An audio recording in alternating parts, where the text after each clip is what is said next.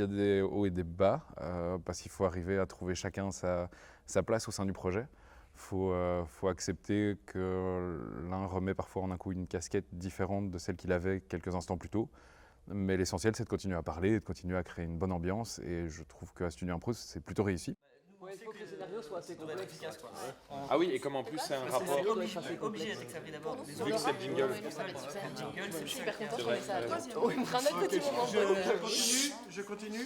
Je crois que la plus grosse difficulté pour moi, en tous les cas, ça a été de devenir un peu le directeur et le chef d'une bande de potes.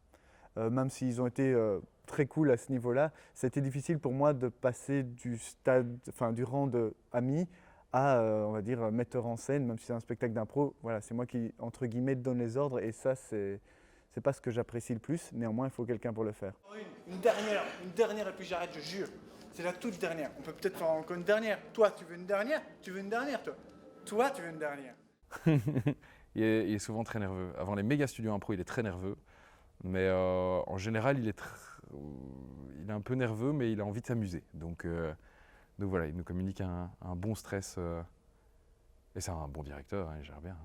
C'est lui qui fait l'alchimie. C'est un alchimiste, il sait mélanger les ingrédients.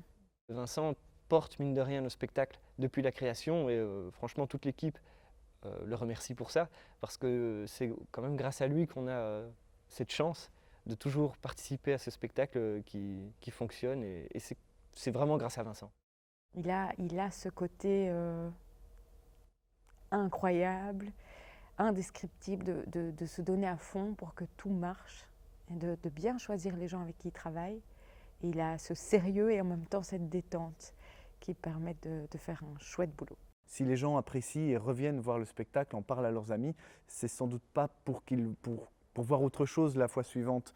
Et comme ça reste des improvisations, on peut faire 14 fois un western, 10 fois une science-fiction, en fait ce ne sont jamais les mêmes. De plus, comme les comédiens, on est une équipe de 11 aujourd'hui, qui a toujours que 4 comédiens sur scène, donc les distributions sont changeantes, ça fait toujours un spectacle différent et pourtant dans le même cadre. Et en fait, je trouve que c'est ce qui est rassurant dans le spectacle.